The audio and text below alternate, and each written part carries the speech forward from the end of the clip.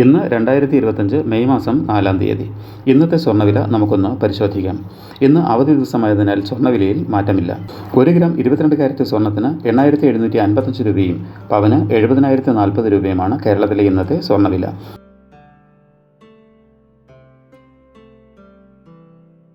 ഒരു gram 24 carrot സ്വർണ്ണത്തിന് 9,550 രൂപയും പവന് 76,407 രൂപയുമാണ് വില.